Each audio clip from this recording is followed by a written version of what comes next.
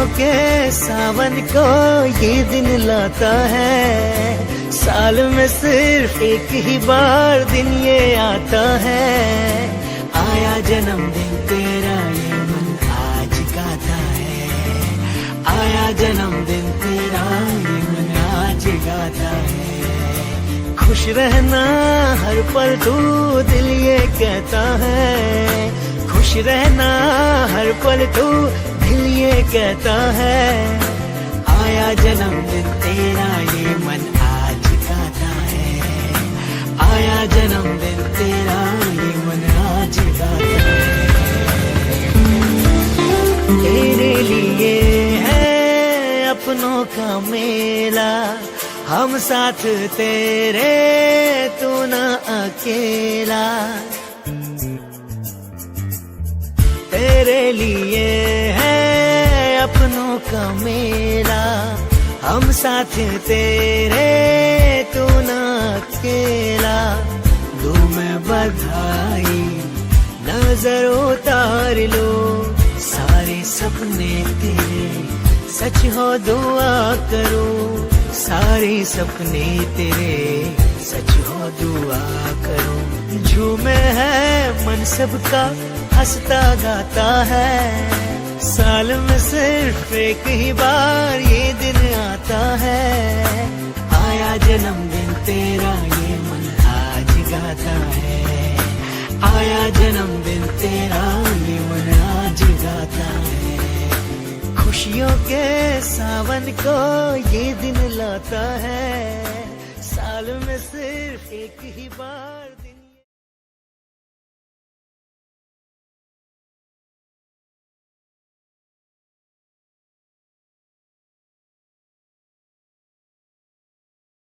सामंत साहेबांचे आणि आमच्या परिवाराचे,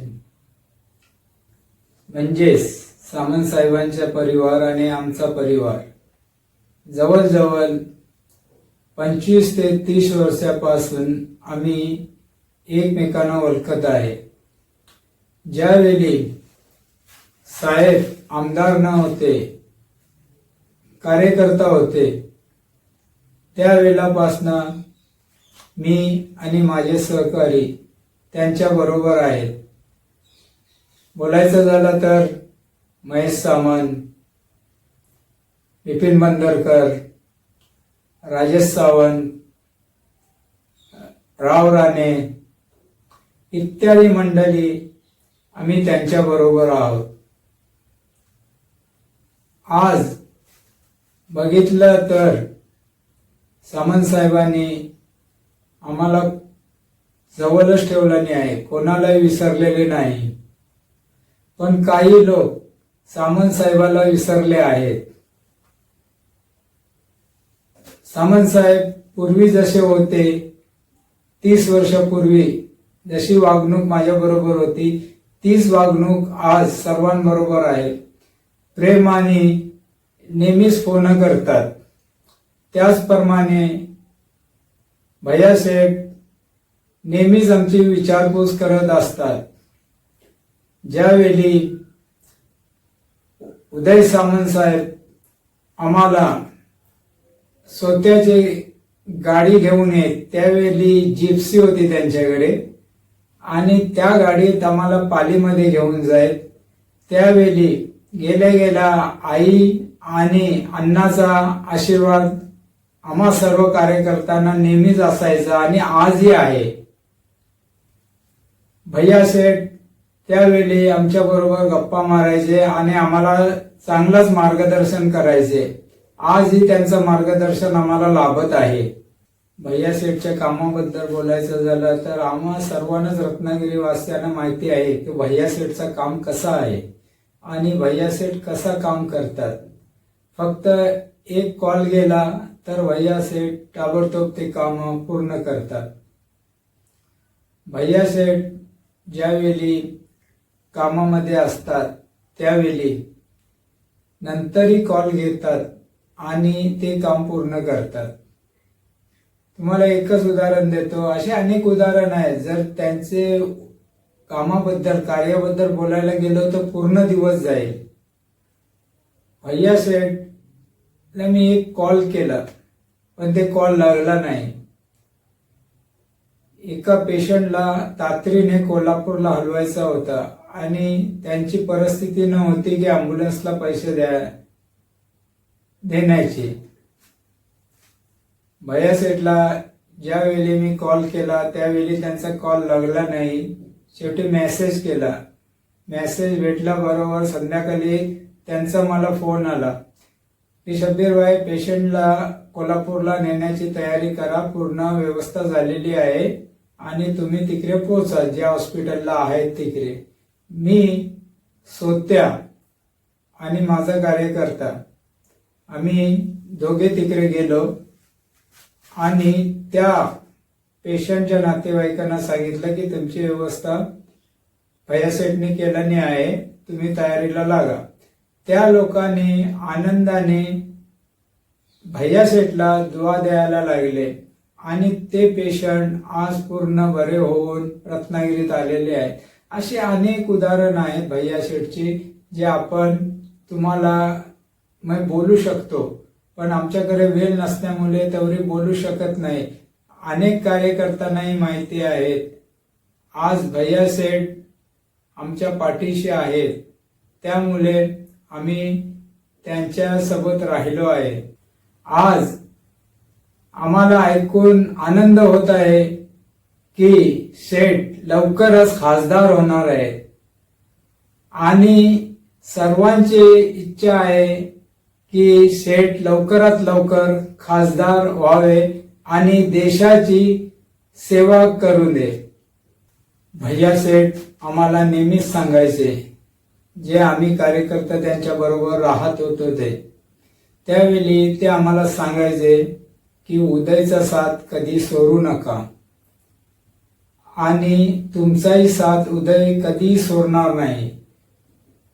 एक ना एक दिवस उदय हा मोठा होईल, कारण त्याच्या ते गुण आहेत, तो पुढे जाईल असे नेहमीच आम्हाला आमचे भैया नेहमीच सांगायचे. ज्या ज्या वेळी आम्ही पालीत जायचो त्या वेळी ते आम्हाला सांगायचे. ही गोष्ट आजही भैया सेठला आठवत असेल आणि त्याप्रमाणे ते हिमतीवर मोठे झाले आहेत. आज उदय सामंत मोठे झाले आहेत, पण ते कधीच आपल्याला मोठे म्हणून समजून घेत नाही. ते नेहमी आपल्याला छोटेच म्हणून समजतात. म्हणून तर एवढी जनता त्यांच्या पाठीशी आहे.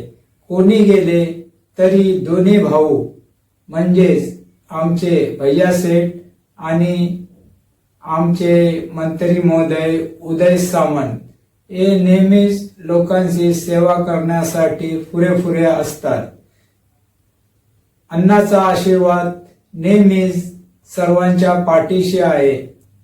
आमच्या सर्वांचे लाडके भैया किरण सामंत लवकरात लवकर खासदार व्हावे ही सर्वांनी ईश्वर चरणी प्रार्थना करूया.